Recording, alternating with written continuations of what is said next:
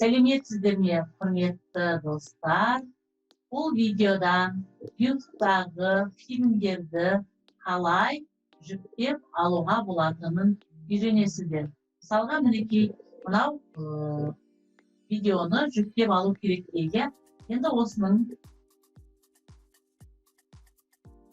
поделиться деп басамыз. Копировать дегенді алуға болады. Копировать етіп алдық. Одан кейін мына жерге save from деп жазайық. Save from деп жаздым, не? Мінекей save from деп жазамыз.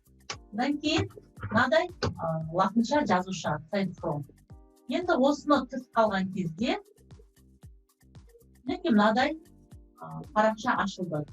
Save from сайтының парақшасы ашылды. Енді осыған ставить етемін.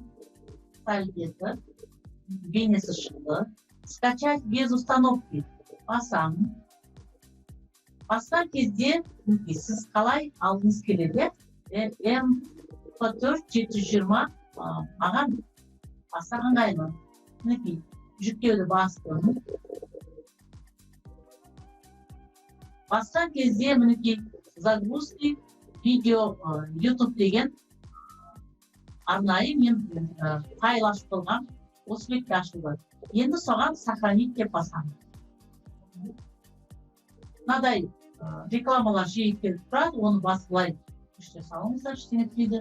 Енді осы мен таңдаған видео қайда барып түскенін көрейік. Этот компьютер. Менің компьютерімді ашамын, загрузкиді басты.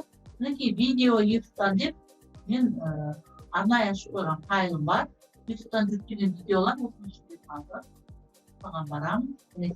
Мінекей футажи. Мінекей дайын. Осылай жеп-жеңіл оп-оңай жүктеп алуға болады. Құттықтаймын. Сіз бұдан былай видеоларды оп-оңай жеңіл жүктеп ала алатын боласыз. Назар салып тыңдағандарыңызға рахмет.